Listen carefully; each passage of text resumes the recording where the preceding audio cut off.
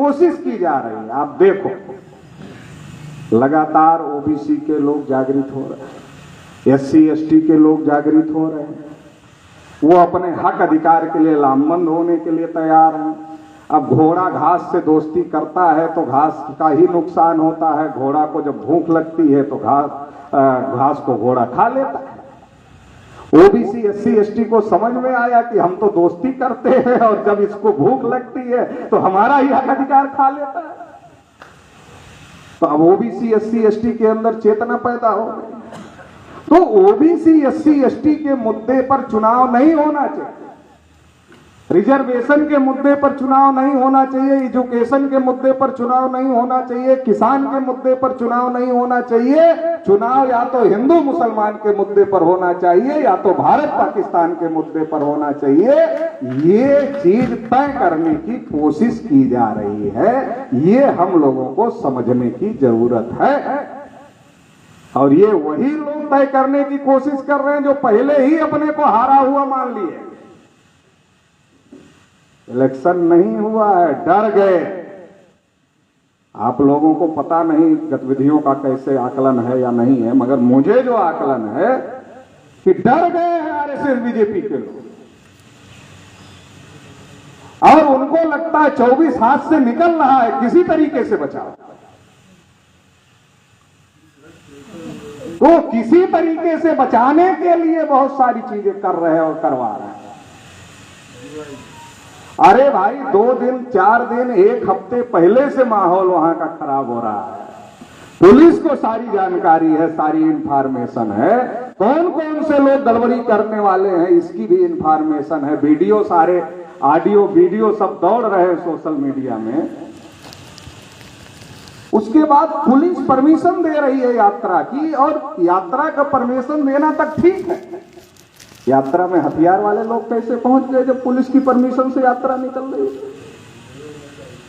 इसका मतलब इसकी उच्च स्तरीय जांच होनी चाहिए कि इसमें सरकार की संलिप्तता क्या है और पुलिस की संलिप्तता क्या है। अरे हम लोग तो निहत्थे जाते, पुलिस वाले कहते नहीं परमिशन नहीं देंगे, कोई हथियार लेकर नहीं जाते। अभी हम लोग बनारस में कार्यक्रम करने वाले थे तो कहा परमिशन नहीं देंगे, माहौल खराब हो सकता, दूसरी पार्टी विरोध कर रही, कहा विरोध कर रही दूसरी पार्टी, नहीं देंगे। और वहां इतना सब कुछ, और फिर आईबी क्या कर रही थी, खुफिया एजेंसियां क्या कर रही थी भारत सरकार की, क्या उन्होंने रिपोर्टिंग नहीं किया इस तरीके से? और लोग कह रहे हैं खुलेआम वीडियो हम आने वाले हैं, और टीवी वाले उनको हीरो बना रहे हैं उनका इंटरव्यू कर करके। तो इससे समझ में नहीं आता कौन कर रहा है।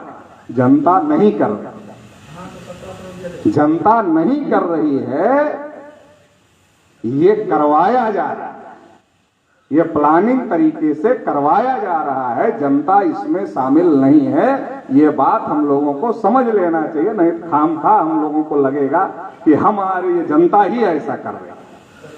जनता नहीं कर रही है, ये करवाया जा रहा है। इससे लोगों को सतर्क करने की जरूरत है और सतर्क रहने की जरूरत है।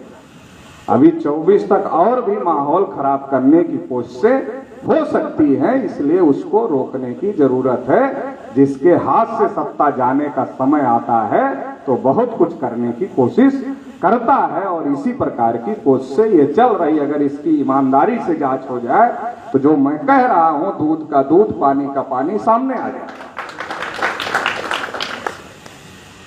तो इसलिए साथियों हमको इस बात को समझने की जरूरत है, देश के अंदर केवल एक समाज नहीं है, हर समाज के लोग परेशान, एससी हो, एसटी हो, ओबीसी हो, माइनॉरिटी हो, कम से कम इतने तो हैं, इसके ऊपर वाले भी, मगर इतने तो कम से कम हैं। ऊपर वाले भी मिल जाते तो कहते बहुत परेशानी है, मगर इतने जो एससी एसटी ओबीसी माइनॉरिटी हैं ये तो परेशान है ही। अब इनके अंदर चेतना भी बढ़ रही, चूंकि सोशल मीडिया समझो वरदान के स्वरूप आ गई।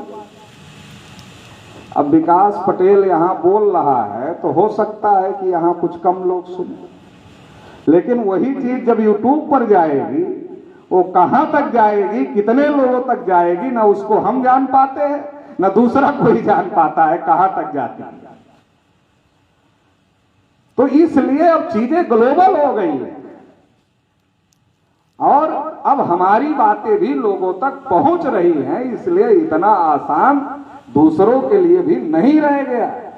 कितना दिन से हिंदू मुसलमान करने की कोशिश हो रही है, 370 के नाम पर, 3 तलाक के नाम पर, हिजाब के नाम पर, फिर वो बीच में एक लड़की ने बयान दिया था, महिला ने, जब कुछ नहीं हुआ तो सोचा अब इसके नाम पर, फिर यूसीसी के नाम पर, अभी सब फेल हो गए तो इस प्रकार का हथकंडा अपनाया।